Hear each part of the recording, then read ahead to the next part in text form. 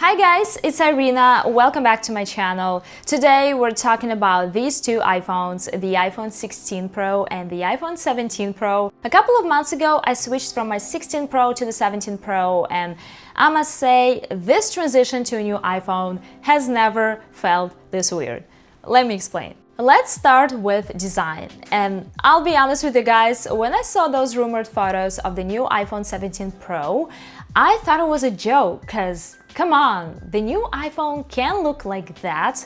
And I remember I was watching the Apple presentation with the new iPhone 17 series, and my jaw was just dropping lower and lower because I couldn't believe it. Of course, it comes to personal preferences. Some people love the new design, but I just don't get it. How do we go from this luxurious, expensive-looking iPhone to this plain, cheap look? The iPhone 17 Pro is a bit different in shape. The squared-off edges are now slightly rounded, so it doesn't feel as grippy as the iPhone 16 Pro. Plus, this aluminum unibody is quite slippery compared to the titanium frame on the 16 Pro. This year, it took me so long to pick a color because, frankly, I like neither of them. Initially, I was thinking about getting a black iPhone this year. I've been stuck with white and gold finishes for so long that I really wanted to have a black iPhone for once. Because let's admit, the black iPhone looks super stylish. But as you know, there's no black finish this year. Honestly, it felt like an evil coincidence. When I just got my iPhone 17 Pro, everything about this phone felt off. Now, after about 2 months, I'm kind of starting to get used to the new design. It doesn't seem that ugly to me anymore, especially when you see this phone everywhere on social media. You just get used to the look. It's like a song. At first, it seems nothing special, but after hearing it many times, you kind of start singing along. Let's talk about the displays. They both measure 6.3 inches, but the new iPhone 17 Pro has noticeably smaller bezels, which looks really nice. When I look at these two displays side by side, the thicker bezels give away the 16 Pro as an older phone right away. The display on the iPhone 17 Pro is brighter than on the 16 Pro, but you need to enable auto brightness and be outdoors to experience its full potential. If you're indoors and just set the brightness to max on both phones, you won't notice any difference. And speaking of my outdoor experience, that improvement in brightness is quite noticeable. The visibility on the iPhone 17 Pro's display is so much better in direct sunlight. Other than that, these displays are the same in terms of refresh rate, resolution, pixel density, and colors. So yeah, when it comes to displays, there are really just two key differences. First, the smaller bezels, and second, the brighter display outdoors on the iPhone 17 Pro. Moving on to the cameras. One of the biggest improvements was the new telephoto camera on the iPhone 17 Pro, which gives it an advantage when it comes to zoomed photos. And while there is not much difference when it comes to 5x zoom photos, there is a noticeable difference at 8x. The photos from the 17 Pro look crisper and have more detail. By the way, it's important to note that the iPhone 17 Pro doesn't actually have the optical 8x zoom, it's an optical 4x zoom, and the 8x option is just a crop. And honestly, I hate it when phone companies make these misleading ads, but anyway, all in all, the new telephoto camera is better on the iPhone 17 Pro. Here are some photos side by side to show you that there is actually not much difference when it comes to random photos taken on the main and ultra-wide cameras.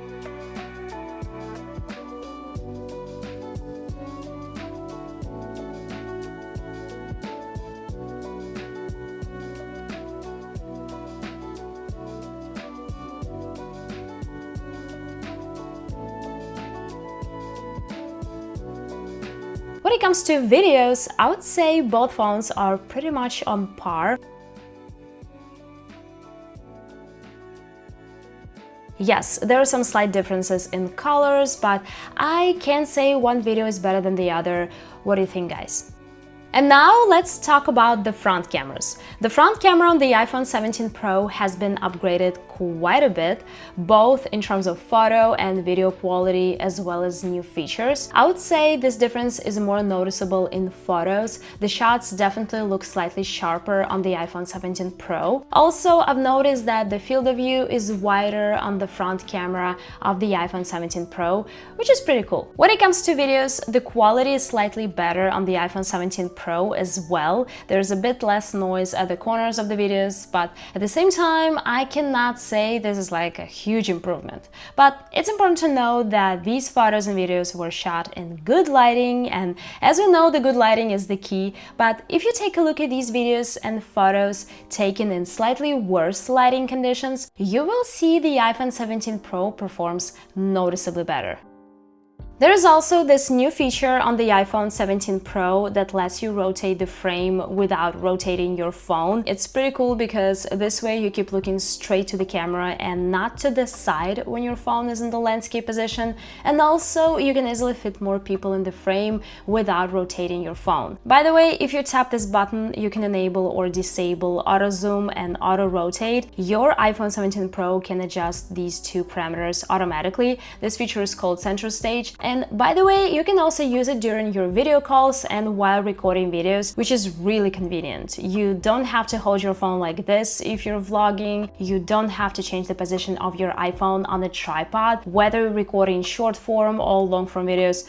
Super useful. We also get the dual capture video feature on the iPhone 17 Pro, and I can say it's revolutionary. We've seen it on other phones so many years ago. I think it might be helpful for some people. Honestly, I'm not using it yet, but who knows? Now let's talk about the speakers. Both phones have two stereo speakers, one at the top and one at the bottom. On the 16 Pro, it's on the right side, and on the 17 Pro, it's on the left. The other openings you see are not speakers, they're mics. Comparing these phones side by side, I would say these phones do sound slightly different. Also, the iPhone 17 Pro speakers are a bit louder, but overall, I can't say one phone is better than the other in terms of audio quality.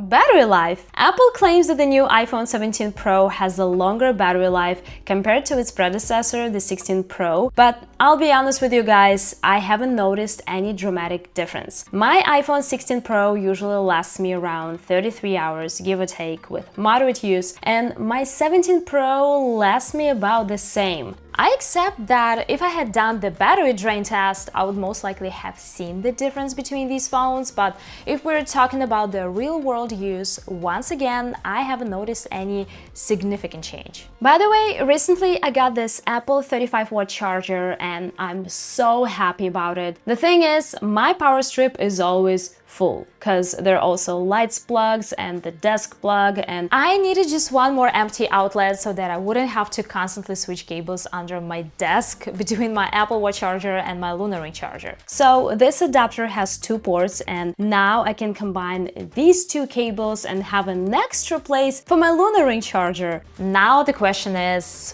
why did it take me so long? I was suffering here. So yeah, highly recommend it if you're also struggling with limited outlets or messy cables. Moving on to performance.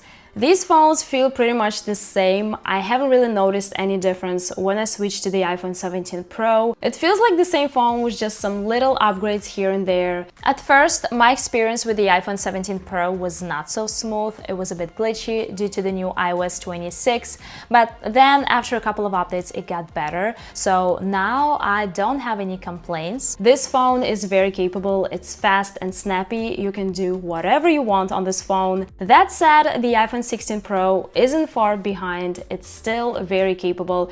Now it's just a matter of speed. The iPhone 17 Pro just does everything slightly faster. So those were the major points and the main differences between the iPhone 16 Pro and the iPhone 17 Pro. I hope this video was helpful if you're trying to decide which phone to get. Let me know if you have any questions. That's all for this video, guys. Thank you so much for watching and see you in the next one.